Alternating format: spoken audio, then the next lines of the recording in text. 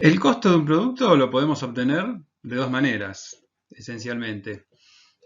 A partir de los datos de la producción que ya ha finalizado, y por lo tanto tenemos justamente toda la información necesaria para poder calcular el costo de esa producción, es decir, son costos resultantes o a posteriori, porque ya sucedieron, y de hecho son los costos reales, ¿no? Es lo que realmente sucedió. Pero también podemos hacerlo de manera anticipada, es decir, obtener un costo predeterminado o a priori. Por ejemplo, si tenemos que realizar una cotización a un cliente de un producto del que nunca hemos fabricado o no tenemos toda la información o no es exactamente lo mismo que hacemos siempre, bueno, tenemos que hacerlo de manera predeterminada. Luego, cuando haya terminado sí realmente la producción, podemos llegar a hacer una comparación entre ese costo que calculamos nosotros de manera predeterminada con los costos reales que obtuvimos finalizada esa producción o ejecutado ese servicio. Vamos a repasar un poquito estas definiciones. El costo podemos obtenerlo de manera histórica, lo que dijimos recién, es un costo post-determinado, una vez que ya tenemos toda la información y todos los datos, o puede ser de manera predeterminada, es decir, de forma anticipada. En cuanto a la forma anticipada, tenemos dos variantes, la variante del costo estimado y la variante del costo estándar. Vamos a reflejar un poquito la memoria sobre estas dos definiciones, de estimados y estándar, que es la unidad que nos ocupa en esta oportunidad.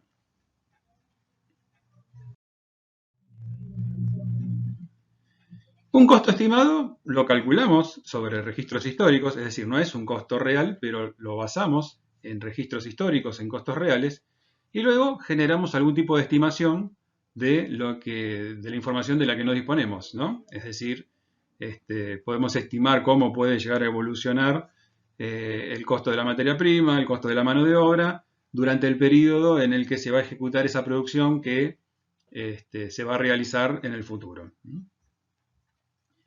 Por otro lado, otra manera de generar un costo anticipado es el costo estándar.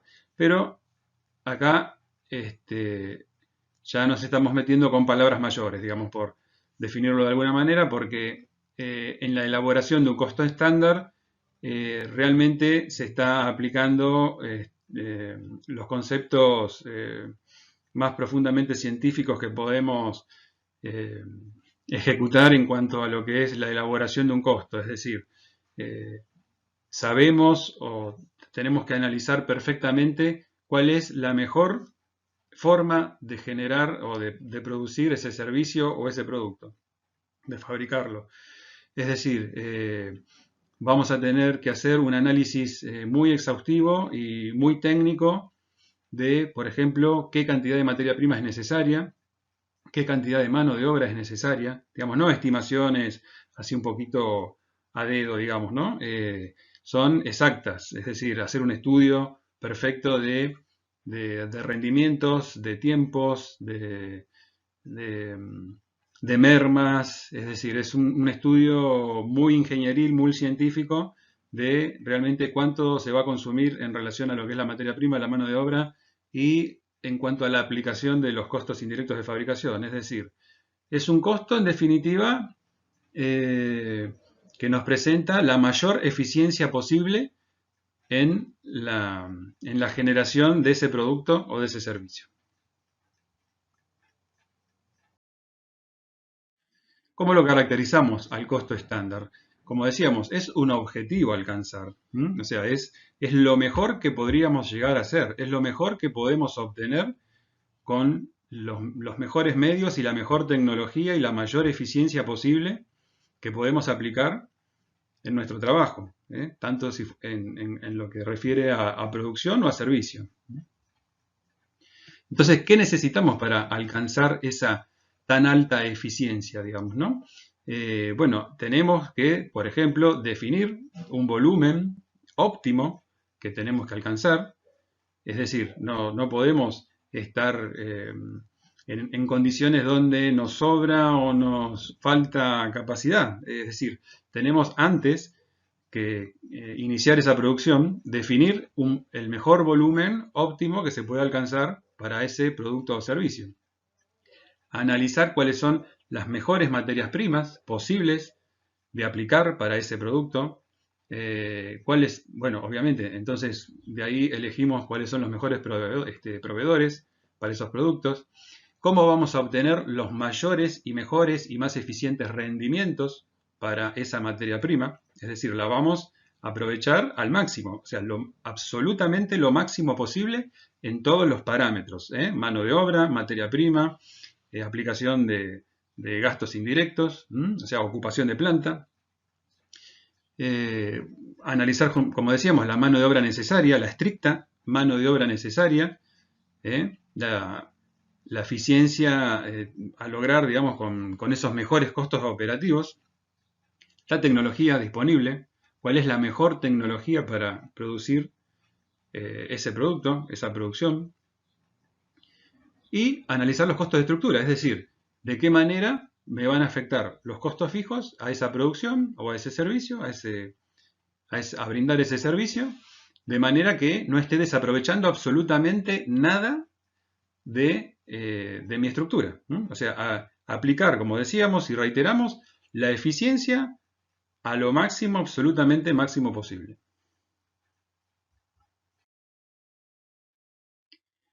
Ahora, definimos, como en su momento cuando hablábamos de capacidad, podemos definir distintos tipos de estándares, ¿no? O sea, tenemos estándares ideales, que son un poco de los que yo me estaba refiriendo anteriormente, estándares normales y estándares previstos o esperados. Como decíamos, el ideal es obviamente ese que representa a la producción máxima en cuanto al servicio o al producto, ¿no? La mayor eficiencia posible de lograr. ¿No? Que bueno, normalmente, digamos, es un escenario, digamos, que es el ideal, pero que tal vez no sea el que uno pueda conseguir, ¿no? Luego tenemos lo que es el estándar normal, que, digamos, estamos dentro de parámetros que consideramos estabilizados, ¿no? O normalizados, es decir, dentro de lo que es la mayor eficiencia, pero la mayor eficiencia que, digamos, se puede llegar a lograr en un cierto periodo, ¿no? Y luego hay otros estándares como los previstos o estándares posibles, que están referidos, como explicamos acá, más al corto plazo, digamos, ¿no? O sea, cuando hablamos de estándares, en general, bueno, uno puede planificar y generar una producción o una planificación muy eficiente en un periodo más largo de tiempo. Y es decir, cuando pueda aplicar todos esos criterios en una producción o en un volumen que sea más importante. Digamos, aplicados a un ejercicio económico, digamos, a un periodo de tiempo corto, bueno, podemos llegar a definir estos estándares, pero que son estándares posibles, ¿no? En definitiva, ¿por qué le decimos posibles? Porque en algún punto tal vez estaremos desaprovechando parte de esa capacidad que tenemos instalada en la empresa. Bueno, comenzamos definiendo los estándares para las materias primas. En cuanto al precio de esas materias primas, de esos insumos, bueno, ¿cuál es el precio estándar? Sería el precio en el que se deberían comprar los materiales, ¿eh? O sea, ¿quién es el responsable en este caso? El departamento de compras. Es decir, los mejores precios a los que podemos obtener esos materiales o insumos. En cuanto a la cantidad, sería la cantidad que tenemos que utilizar en la fabricación. ¿Quién define ahí cuáles son las cantidades eficientes con la menor merma posible, digamos? Si existiera la merma, bueno, lo definirá el departamento de ingeniería o el departamento de producción. Nos indicará cuál es la cantidad más eficiente de material que debe tener ese producto o consumir ese servicio. En cuanto a la mano de obra, los criterios son similares. En cuanto a lo que es el precio o la tarifa de la mano de obra, bueno, aquí tenemos, van a estar definidos en general por los convenios y será el precio mejor, digamos, que se pueda obtener por cada categoría de la mano de obra que se tenga que aplicar. Y en cuanto a la cantidad de mano de obra, son las horas que se deberían utilizar en la fabricación, de lo cual ya estuvimos también hablando cuando hablamos de mano de obra, de eficiencia, de la utilización de la mano de obra. Bueno, sería la forma más eficiente de aplicar esas horas a ese producto, a esa producción o a ese servicio. En este caso también lo definirá, qué es lo más eficiente, lo definirá el departamento de ingeniería o el departamento de producción. Y luego nos quedan, finalmente, lo que son los estándares de costos indirectos de fabricación. ¿Qué tenemos que considerar en estos estándares? Bueno, obviamente la capacidad de producción, que nos va a definir si estamos trabajando por encima o por debajo de nuestra capacidad. Cómo varían esos costos, los costos fijos y los costos variables. Y para poder definir estos estándares vamos a tener que definir unas tasas, como venimos haciendo generalmente, unas tasas de costos indirectos de fabricación fijos y costos indirectos de fabricación variables, para ver justamente en qué medida estamos utilizando de la mejor manera o aplicando de la mejor manera esos costos indirectos de fabricación en relación a nuestra producción y a nuestra estructura.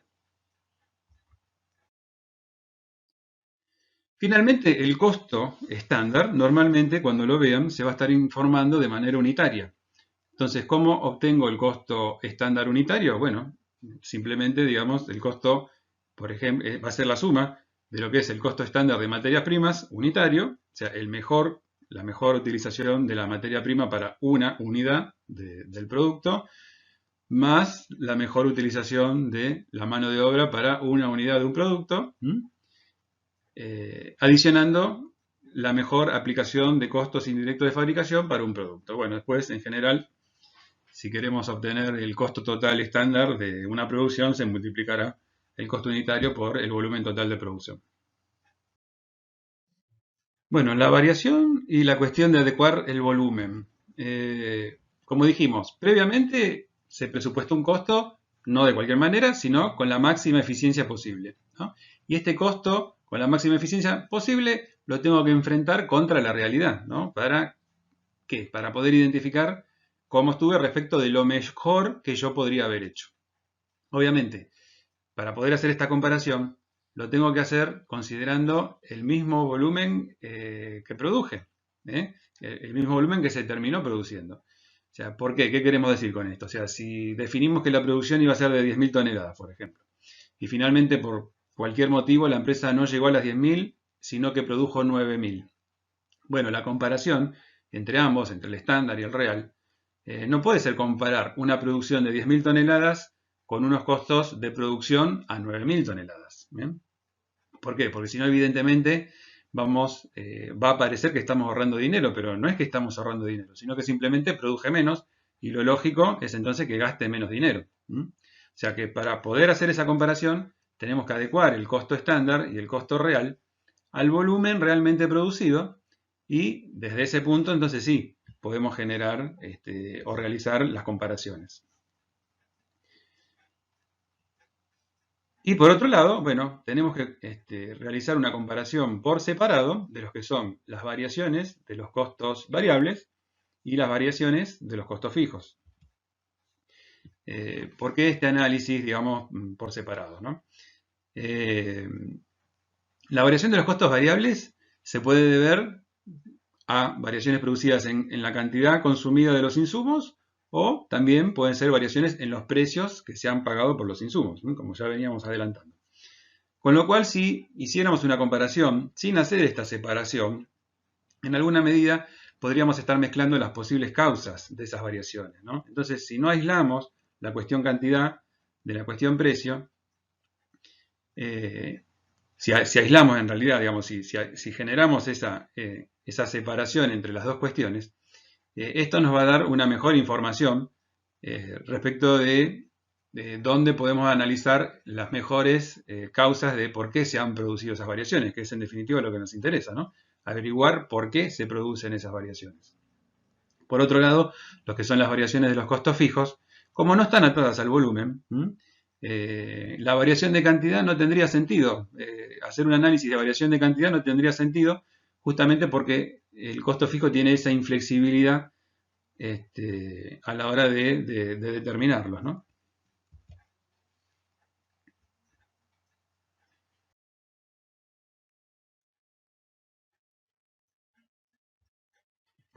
Bueno, cuando veamos esas variaciones, cuando lleguemos a un número cuantificado de la variación, bueno, se nos pueden generar dos escenarios también, ¿no? O sea, que la variación nos resulte favorable o que la variación nos resulte desfavorable.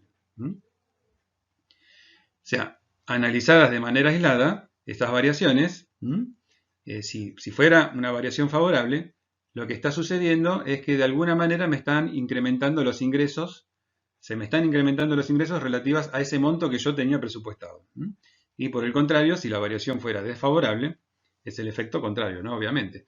Es decir, se está generando una disminución de ingresos relativos a ese monto que yo tenía presupuestado. Bueno, como decíamos también anteriormente, ¿qué es lo que me interesa a mí de este análisis de las variaciones, ¿no? Bueno, justamente facilitar la gestión, averiguar las causas donde somos ineficientes, por qué están sucediendo esas variaciones. ¿Para qué? Para poder generar alguna nueva estrategia que me permita justamente alcanzar ese objetivo y esa eficiencia que en definitiva estamos buscando. Ahora, tengamos en cuenta, el tema del costo estándar no es un trabajo sencillo, o sea, realmente no es un trabajo sencillo, es un tamaño de trabajo que tienen que hacer en las empresas, es un trabajo bastante importante, ¿no? Entonces, bueno, no nos olvidemos de señalar que en relación a implementar, por ejemplo, un sistema de costo estándar, realmente hay que ver si vale la pena hacerlo, o sea, en el sentido de que debería implementarse en lugares donde los montos de la producción en general sean importantes, ¿no? O sea, que una empresa que tenga un cierto tamaño y en la medida también que las variaciones sean importantes, ¿no? Porque eh, siendo que entonces se tiene que justificar de alguna manera ese análisis más a fondo que uno tiene que realizar, ¿no? O sea, bueno, en teoría, obviamente que se puede aplicar en cualquier empresa, en cualquier tamaño, pero obviamente que se va a justificar más donde realmente sucedan variaciones muy importantes en volumen y donde la diferencia de eficiencia o que uno pueda alcanzar sea también importante. Es decir, que no sea más costoso implementar un sistema de costo estándar que finalmente costear la producción, ¿no?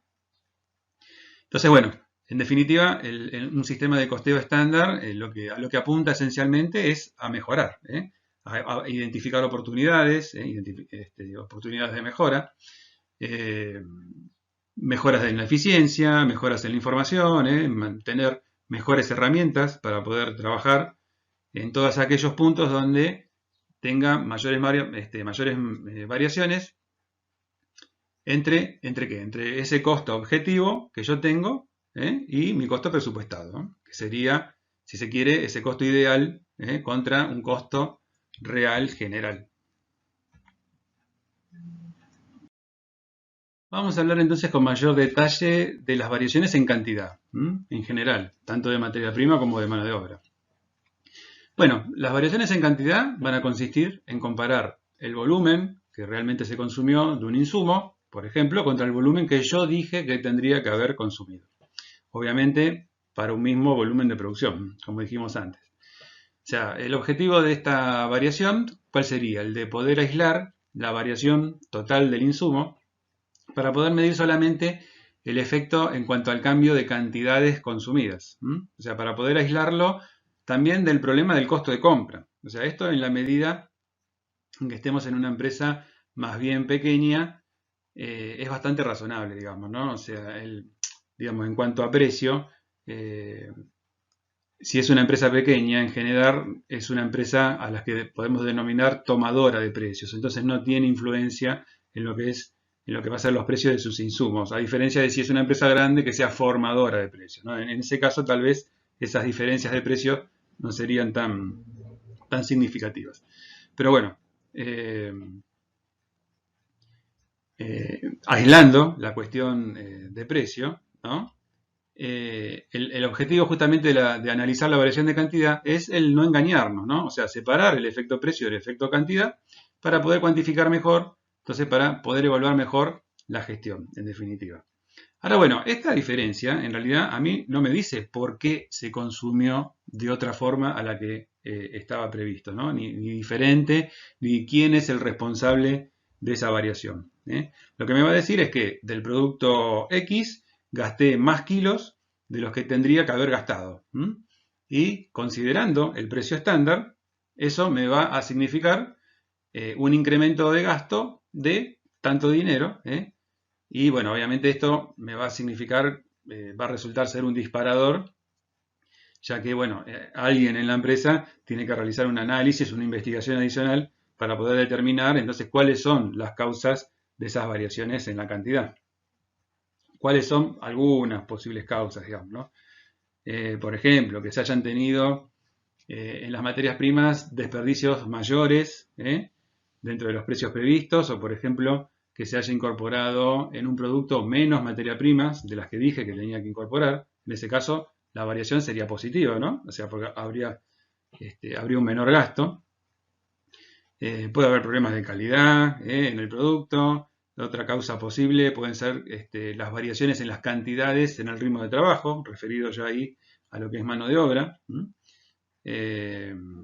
La cantidad consumida de mano de obra, la cantidad de horas de procesamiento, la cantidad de horas máquinas utilizadas, digamos, de los equipos. Si se trabaja a un ritmo menor al que estaba previsto en el estándar, bueno, seguramente voy a terminar empleando más horas hombre, más horas máquina. Esto nos puede dar una explicación de por qué hay un mayor costo.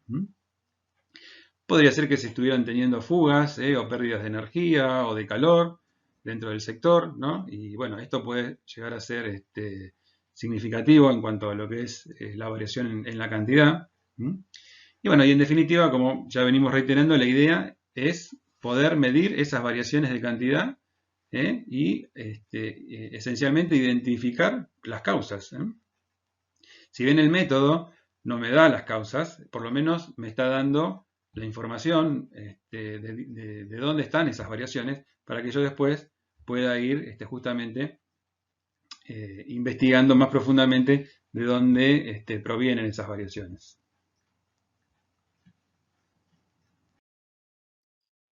Vamos a ver ahora entonces la parte de variación de precios, tanto de materia prima como de mano de obra. En el análisis de la variación de precios, lo que vamos a comparar, bueno, son los precios que de verdad pagamos por el insumo contra el precio que habíamos fijado nosotros como precio ideal para ser abonado. O sea, la idea de esta variación es poder aislar, como decíamos antes, queríamos aislar el efecto cantidad, ¿no? Ahora queremos aislar el efecto precio, pensando en que ese efecto precio puede estar asociado a condiciones de negociación con terceros, puede estar asociado a condiciones inflacionarias que no podemos manejar, puede estar asociado a temas de tipo de cambio que tampoco podemos manejar, o a lo mejor puede estar diciéndonos que hemos comprado y pagado de más, o aceptado ligeramente mayores precios de los proveedores, cuando en realidad podría haber tenido algún tipo de manejo que podría haber hecho, ¿no? Como antes, esto, digamos, el hecho de calcular la variación de precio no me va a indicar el por qué ni quién es el responsable de esa variación. Sí me va a indicar en los lugares donde debería hacer una investigación más profunda de las causas, ¿no? Para mejorar mi eficiencia y buscar una mejor estrategia. Posibles causas, bueno, como veníamos diciendo, variación de costos que no son negociables, es decir, insumos o materias primas que no son de ninguna manera negociables. O incluso la mano de obra, ¿no? Es decir, si está fijado un valor de convenio y tenemos que esperar hasta el siguiente convenio o no tenemos un poder de negociación en ese sentido, bueno, será ese valor, no hay otro valor. Diferentes tipos de horas empleadas, ¿no? Digamos, uno pudo haber calculado el estándar suponiendo la mejor eficiencia y luego resulta que tuvo que emplear horas nocturnas, horas extras, entonces esos valores van a ser mayores. Diferentes categorías del personal empleado. ¿Qué queremos decir acá? Por ahí, en un trabajo que estaba previsto para un medio oficial y tuvimos que terminar empleando en la tarea a un oficial. Y bueno, ahí ya el valor horario de la persona es mayor. Y puede haber otras causas, ¿no? Como algunas bonificaciones o descuentos que no estaban contemplados en el momento de efectuar el estándar y finalmente sucedieron. Y finalmente vamos a ver las variaciones en los costos fijos.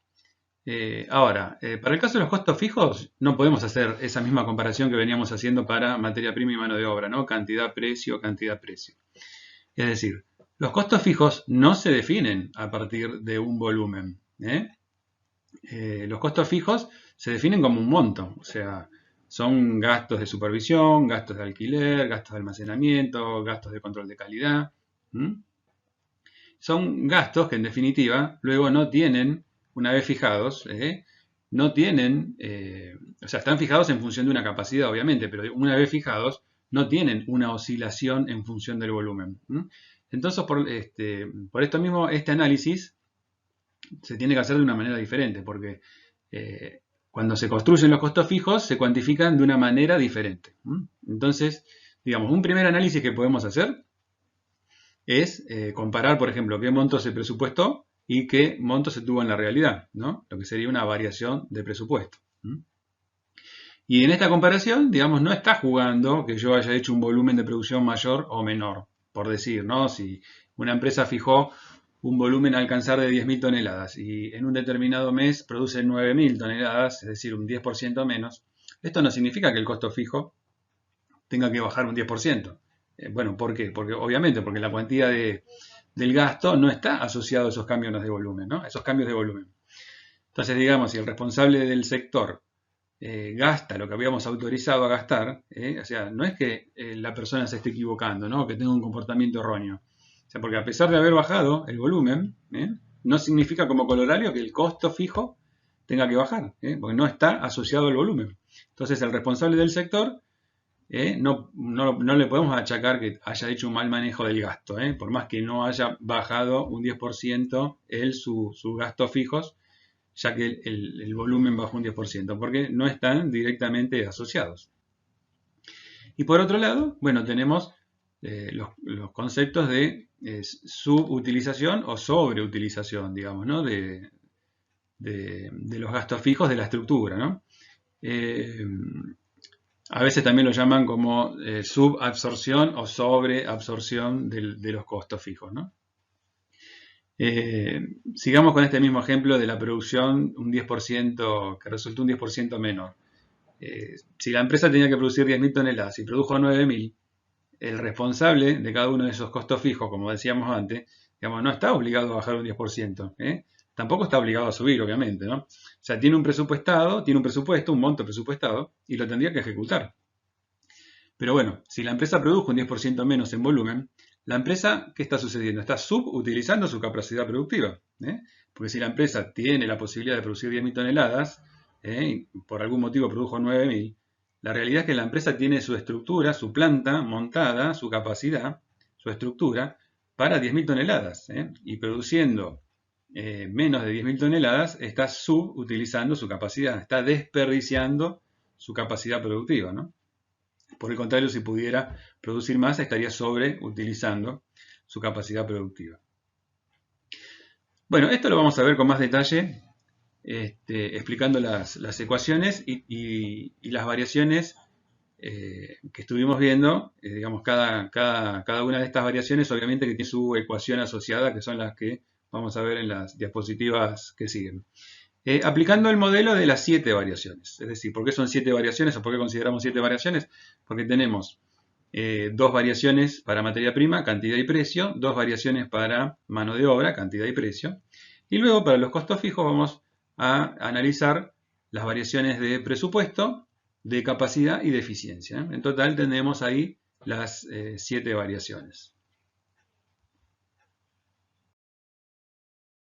Bueno, simplemente les vamos a presentar las ecuaciones para que las tengan disponibles, porque en un video adicional se va a hacer la explicación del ejercicio modelo. O sea, va a estar publicado un ejercicio modelo con su resuelto, y ese resuelto se va a explicar en un video para que resulte más claro. Entonces, simplemente aquí vamos a presentar las ecuaciones, variaciones de cantidad, de materia prima, variación de cantidad de mano de obra, lo mismo para precio, materia prima y mano de obra, cómo se calculan. Como dato adicional, la cantidad estándar permitida en la ecuación es igual a la cantidad estándar unitaria por la producción equivalente, lo vamos a explicar en el video, porque digamos, estas variaciones, este cálculo de variaciones se pueden hacer tanto, por ejemplo, para situaciones donde se hace un costeo por órdenes o un costeo por procesos, ¿no? Por eso aparece el concepto nuevamente de producción equivalente.